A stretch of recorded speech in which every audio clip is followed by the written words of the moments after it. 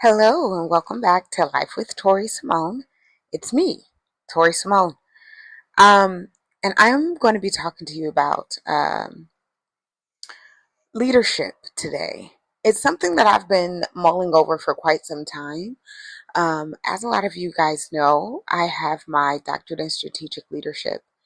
And when people think about leadership, they tend to isolate it as something that only happens at or in workplace settings, right? At work or in workplace settings. And that's not necessarily true. Leadership concepts uh, are applicable everywhere. And a lot of people that listen to my podcasts, you may have met me because of my TikToks, where I talk a lot about governance and things of that nature. But my background is not only in governance, but it's also in criminal justice.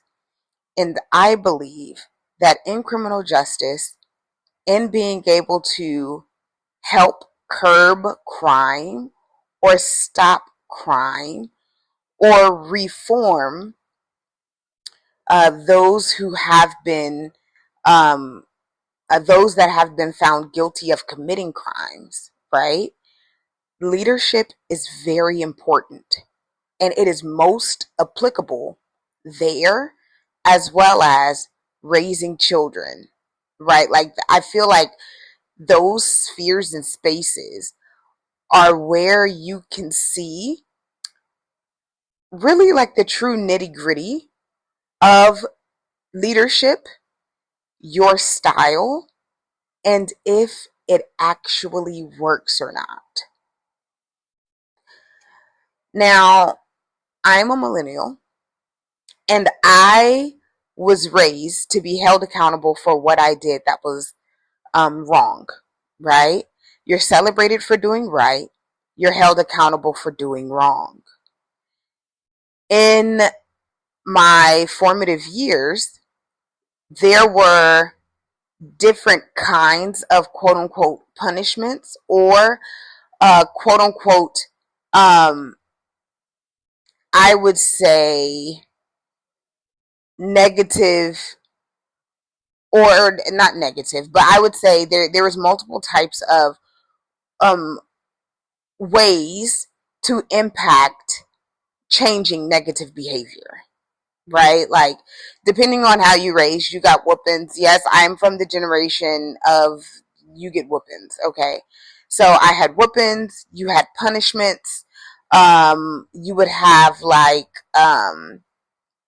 you would have restrictions, you wouldn't be able to attend certain events. Like, these were all ways that would help in deterring a behavior.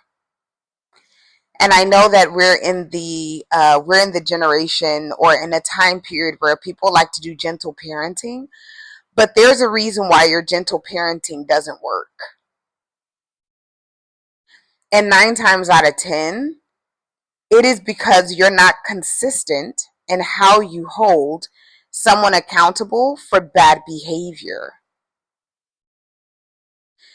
Because for me to say that whoopings weren't effective would inevitably be wrong in general, because you have generations of people that got whoopings when they did things wrong, and you also have generations of people who it didn't mean that that entire citizenry started committing crimes or thought that hitting people was the solution. Do you understand what I'm saying? Like, yes, you did have some people that would end up doing that, but it was not the majority. So I'm never going to be somebody that tells a parent or tells someone that they should not, spank their children. I do believe that that should be done underneath. There should be a lot of restrictions around that, like internal restrictions, to where you're not doing it when you're angry, a lot of other things, a slew of other things. But that's not what I'm here to talk to you about. I'm here to talk to you specifically about leadership, right? How does a good leader lead? A good leader cannot lead without training first. It does not exist, right? Because in order for you to be able to get to the place where you can hold somebody accountable, they have to know the expectations.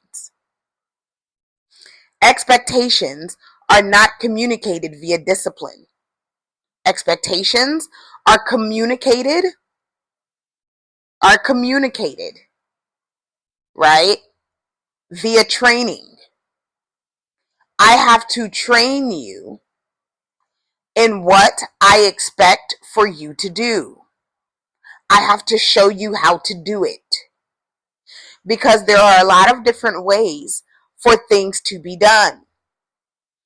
But in order for me to ensure that you're going to do that thing the way that I expect it to be done, I must train you to do so.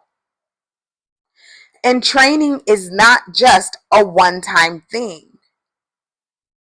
Like, it's not just that one specific time, right? So it's like, oh, I show you how to do this thing one time. I allow for you to try to do it. You may not do it fully correct that first time. No worries. I help train you in that.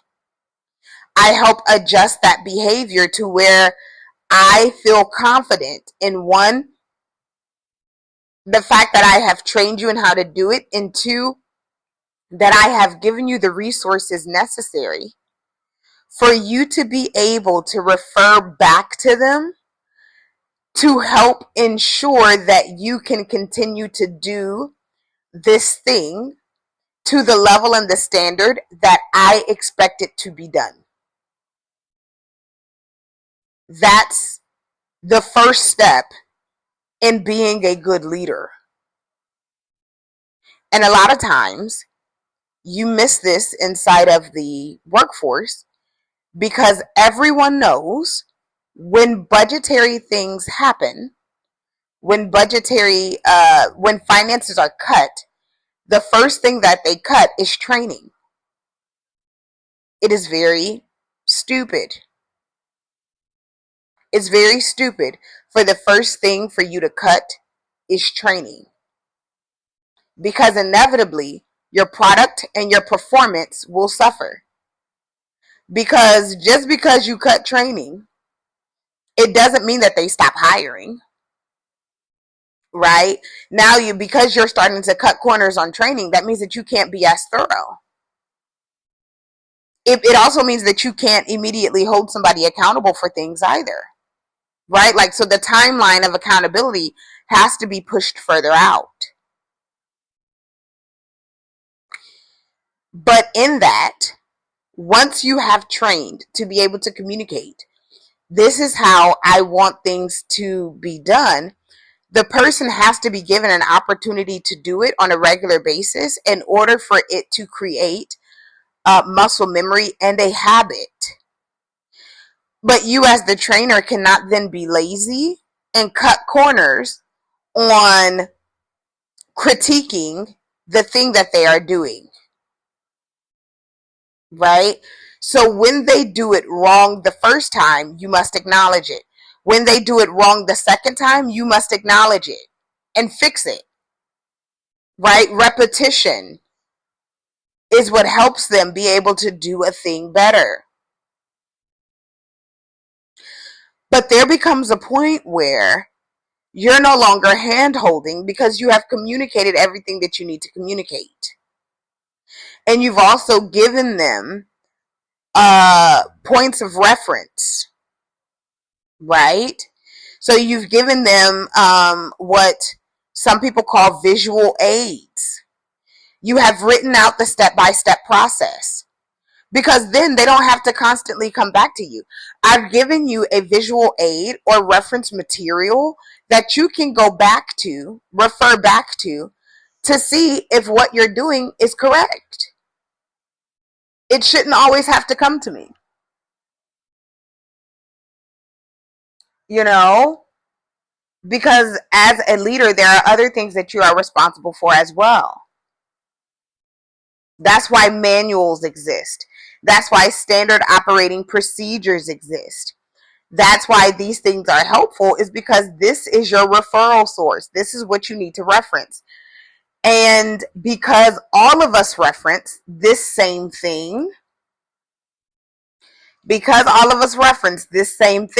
means that all of us would inevitably be doing the same thing the same way, therefore creating a similar product. Yes, you'll have variations in your performance, right? Like, yeah, you'll have variations in performance based off of seniority, but the variation in quality and the variation in performance should not be that vast of a difference, right? Like, it shouldn't be worlds apart. And a lot of time I find that in leadership, people do not take they do not have the necessary patience to take the necessary time to do this foundational level. In the workforce, it's called, that's going to be like your 30, 60, 90-day check-in. Because after 90 days, your probation period is done. Why? Because research shows that it takes approximately 27 days or so to create a habit. So you doing that one thing constantly for 27 days will create a habit. So 90 days is enough for me to start holding you accountable for this habit that you have already had approximately 3 27-day time periods to create. Right? So you should kind of have a more concrete knowing. And now I should be able to kind of hold you accountable. Even if and accountability happens in various ways. I can hold you accountable for your end product. I can also hold you accountable for you checking your product, right? You going back to your referral source to see if you did this thing correctly or not. That is also a means for holding people accountable. It is. And when you translate this to a home life experience, you have to be very careful, right? Because new people should be given grace. New people, young people, if this is something that you're doing for the first time, grace does exist. But what I have been noticing is that people utilize that to not set the correct level of expectation, right? If I'm trying to teach you how to be a good sprinter, I'm going to tell you that the expectation that we are working towards you being able to do is you being able to run the 100-meter dash in 12 seconds, whatever. I know that you can't do this right now. I'm fully aware of that. But this is what we're building up to. This is our end goal. And the way that we're going to get there is in increments. So both of us, me and this person that I'm assisting, we're both on the same page as far as the end goal is concerned. I haven't misled them by giving them a lesser goal. This is called the ultimate goal. This is the big picture. This is where we're trying to get to. So you should expect that I'm going to stretch you and I'm going to push you and push your limits until you hit that goal. But I'm going to do it in a safe way. I'm going to do it in an incremental fashion to where we're hitting other goals until we get to that goal. What people do is instead, out of love, out of care, and out of compassion, is that people don't reveal the hard end goal, which is where I'm trying to take you. Or they use excuses as to why you can't push somebody to get to this end goal. Oh, well, they're not really used to this, and so we can't really hold them that accountable because they've never done this before. No, that's not how that works. That's not how that works. Because inevitably, what you have done is you have reinforced within yourself as a coach, as a leader, that you don't believe that they can get to this point. And so you treat them like they can't get to that point. By the time you start cutting corners and start making excuses for why you can't implement a plan to get them there, you are inevitably saying that you don't believe in their capabilities. Not only that, you're giving them the okay, the go ahead for them to not push themselves because they can't do it.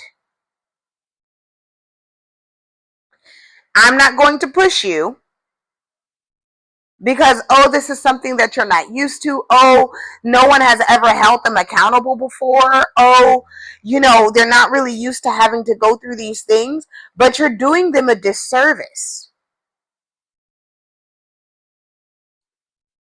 You're doing them a disservice. Because what you're saying is that you don't think that they could do it. How are you saying that? Because if you thought someone could do something, you would tell them, you know how to do this. And I think that you are physically able to do this. And you hold them accountable for it innately. Innately.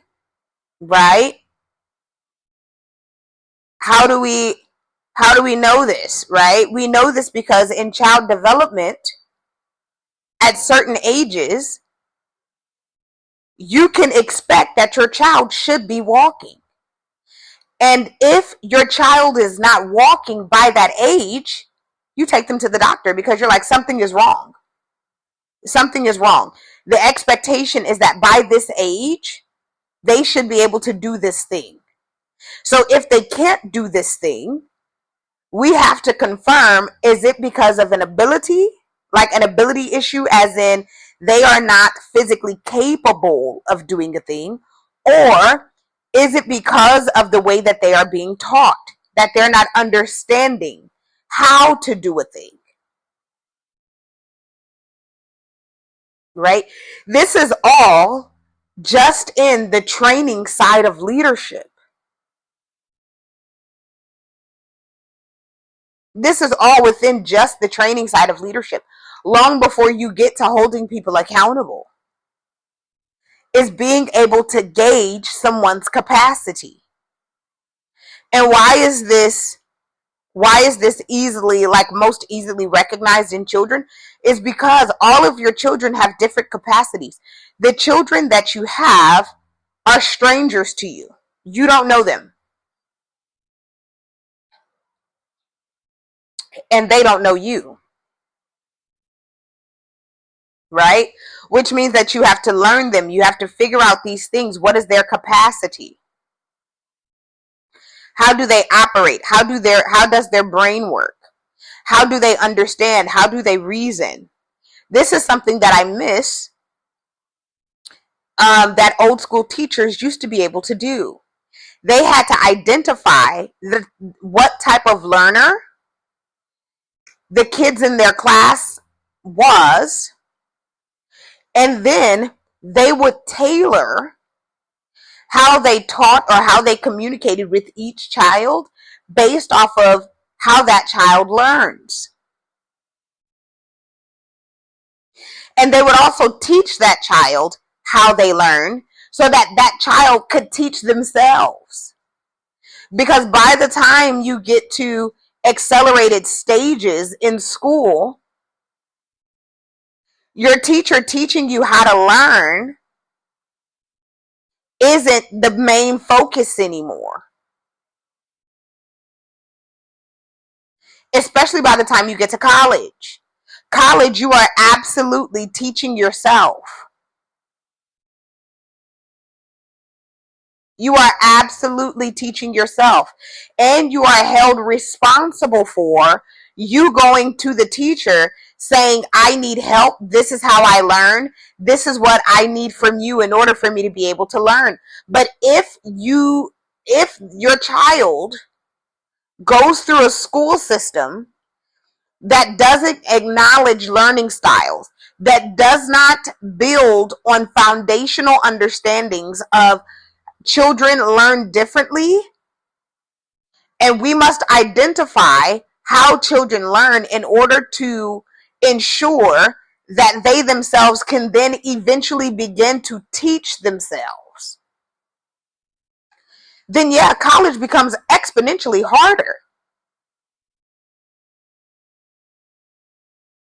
Because in order for a good leader to lead, you must have buy-in from the person that you are leading. Like, they have to be active participants in the leadership, in the coaching, in the training, in the development. They must actively participate in it.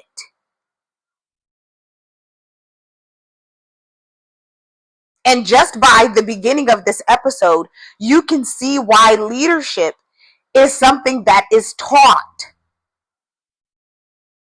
It is very complex.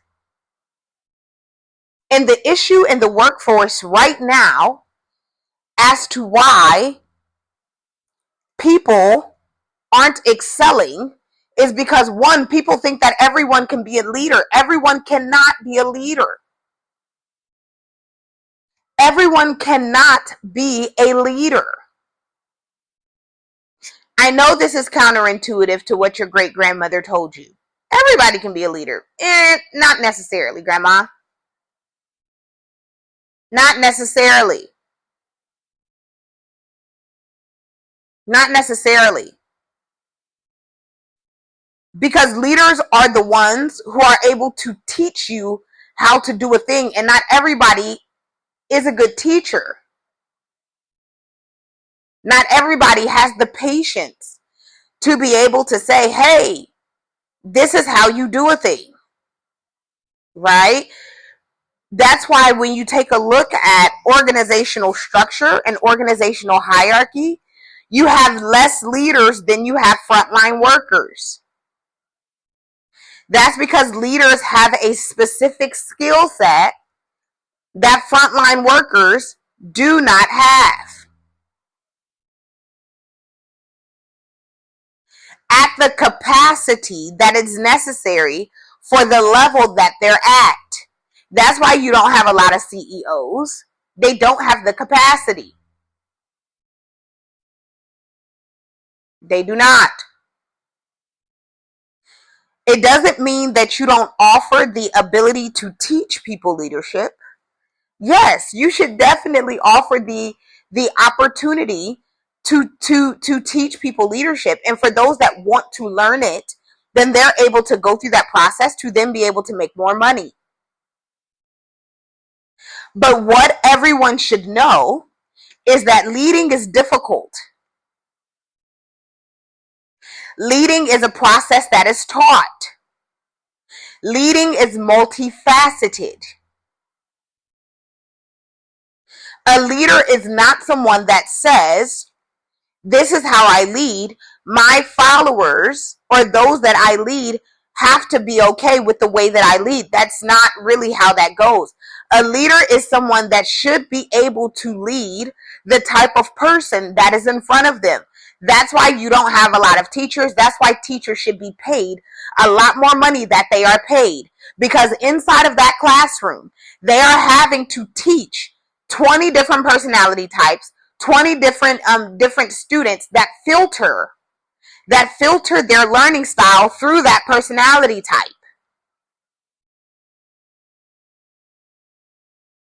And because of that, they have to be able to tailor their communication to be understood by 20 different kids with 20 different nurtured abilities, right? Like from the household that they come from, with 20 different personality types, and also various behavioral types, like also various learning types. And you have to be someone that is a problem solver to be able to identify a learning differentiation and therefore communicate in a way that that one child can understand.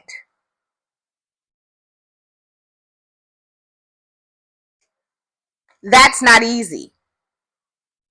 There is no difference between the classroom and the workhouse. Because as a manager, it is your job to be able to convey and teach your team how to do this set skill to the extent that is considered acceptable within the organization. And you will have those that do not immediately understand it. But the difficulty of leadership is that just because that particular employee does not understand it does not mean that you get to fire them. It does not mean that you get to let them go because they don't understand it. There is a process that must take place that gives proof to the reality that one, this position may not be a good fit. Two, this leader may not be a good fit. Because that's two totally different things. You may have to assign this particular employee to a different leader to get a better outcome, or you may have to assign this particular employee to a different team because of the skill set, or they may not be a good fit for the organization. And by the time you get to the point to where there may not be a good fit for the organization, it is because in truth, there is no other place that this person would fit in within the organization. Now, I am speaking strictly from a leadership perspective. I am not talking about what the employee or the other person that's being led would need to do in order to buy into the system. Because once again, their buy-in is optional. They have a choice. Either you want to agree with the system and learn the system, or you do not. If you do not want to learn the system, then yeah, you're not going to be a great fit for the organization. That's a totally different conversation in and of itself regarding expectations and behaviors that's necessary for you to be a good learner. I'm here to talk to you about being a good leader. So the perspective that I'm coming from is from the perspective of the leader. So if you're listening to this and you say, well, not everybody's going to be receptive, and so if they're not receptive, then what is the leader supposed to do? Then you've already missed the point, because I'm coming from the perspective of a leader, not the perspective of the learner. Because yes, they do have to have buy-in. But what I'm telling you is true whether they buy in or they don't. Because as a leader, you should know when you have somebody that's not buying into the process. And you should have a process that identifies that this person is not buying in. This person does not believe in the system. This person does not want to cooperate. That written documentation is necessary for that. But I've come to find that for a lot of leaders, They don't like to write things down because they themselves don't want to be held accountable for what they wrote. To be able to defend it. To be able to say, hey, my perspective is accurate. And I stand by what I said. I stand by the process that I have told my team to be able to do. I stand by it so much so that I'm going to write it out. And I'm going to hold everybody accountable for using this written out method as a point of reference. That if they would just follow what I have written out, their outcomes will always be positive. That is literally what you're supposed to do as a leader. So that when this is the accountability, when they do not follow the blueprint, you can say the reason why you're not performing well is because you didn't follow what I said to do. Because those that are following what I've said to do are performing. So let me see if the lack of performance is due to a misunderstanding, is due to a lack of capacity, like they don't have the capacity to be able to do this thing, or is a lack of ability. Like you as a leader then have to be able to identify, like, okay, so what's the problem? This is why one-on-ones are very important, because one-on-ones allow for you to see where you're at in the process of behavioral correction. You're not attacking the person. You've identified a behavior that is hindering them from being successful. And in order for them to be successful, you must then modify that behavior. In order for you to modify that behavior, you first have to isolate the behavior. You then have to identify what's wrong within the behavior and provide the solution to correct what's wrong in the behavior. As a leader, if you're thinking to yourself, Tori, this is too much work, you're not the person that's supposed to be a leader. Come out of there. You shouldn't be leading people. Leading people is very tedious. It is very tedious. And it is not easy. And so you have this conversation that's currently being floated about that millennials are opting out of leadership, or Gen Zers don't want to be in leadership positions. And I want to tell you that that is accurate. Everyone should not want to be a leader. And let's be honest, most people get into leadership roles to make more money, not because they want to lead. Because as a leader, you are held accountable for the outcomes of somebody else. As a leader, you are graded on and held accountable for what someone else does. And if you are a leader and you say, I do not want to be held accountable for someone else's work, you should not be a leader. You should be what is called, hear me out, an individual contributor. Individual contributors are people that are held accountable for their own contribution and their own contribution alone. So they are graded on how they performed, they themselves, because they are an individual contributor. They contribute what they themselves can only contribute. If you are a leader, you are not graded on just your individual contribution.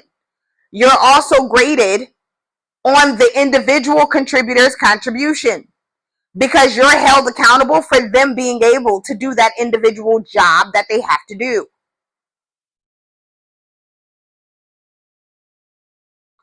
This is why, once again, leadership is so paramount in parenting. It's paramount in parenting because If you have a child that becomes, let's say, a serial killer, the first thing that is going to be assessed is their childhood. This is their foundation. This is their foundation for shaping what is right and what is wrong, right? So if you have a child that becomes a serial killer, society is going to take a look at the way that they are raised first. They're going to dissect how they were held accountable for their behavior, if they were held accountable for their behavior. Were they given too much liberties? Too many liberties? Right? How was correction done? Did they have positive reinforcements or did they have negative reinforcements? Right? And typically parents that do a good job of being able to have balance to try to teach their children right and wrong and hold them fairly accountable for right and wrong. And your child still comes out to be a serial killer, you are often able to pinpoint where the child took a different path from the path that they were taught. So then the parents are not held accountable, because at some point you are no longer a child, you become adult, and then you become responsible and accountable for your own behavior and for how you navigate society. Right? We see this when we take a look at Hitler and how he became radicalized. We can pinpoint when that was during his incarceration. The books that he was reading that was now shaping his beliefs. Right? Because as an adult, you do inevitably take a look back at your childhood and say, hey, well, as an adult, I don't believe that to be true. I think I was taught the wrong thing, so I'm going to take a different approach. I'm going to do differently there. But only after training, after doing those assessments, after identifying the best way to be able to give people the tools that they need in order to complete a job. Only after that can you then hold people accountable. And holding people accountable is something that is done all the time. What you cannot do is you cannot go from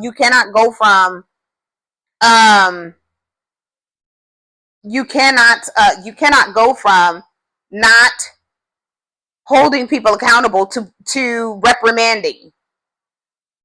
Like to all of a sudden, oh, well, you just, now I just want to fire them.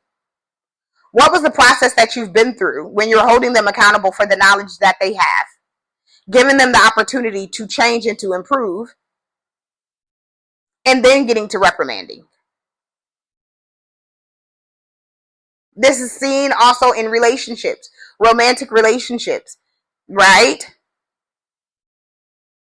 If someone does something that you do not like, you let them know, hey, that's something that I don't like. They do it again, remind them. Maybe they forgot. Hey, that's something that I don't like.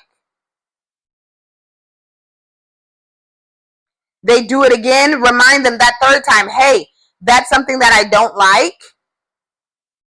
If this continues, I will then have to make a decision for myself to remove myself from the situation. That's you holding them accountable. Hey, I don't like it when you do this. Instead, do this. This is how you treat me. I can better understand this if it's done this way. And should they then, after that third warning, if you will, not show any signs of improvement, show any signs of remorse, show any signs that, oh, hey, what I'm doing is wrong and I'm trying to do it better, I'm trying to do it right, consistently, then yeah, that's when you go ahead and hold them accountable. That's when the consequence comes into play.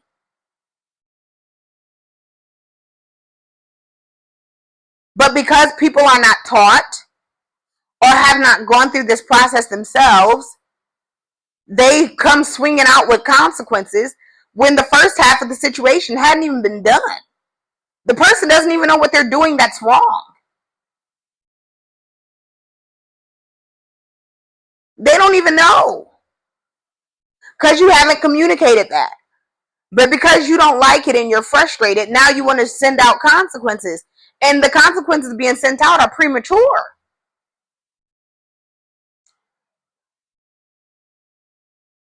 They're premature.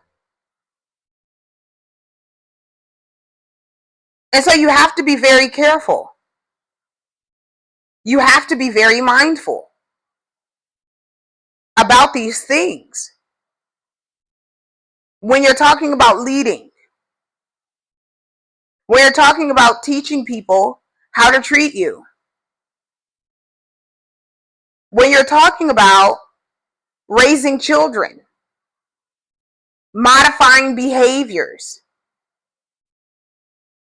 there's a process for that.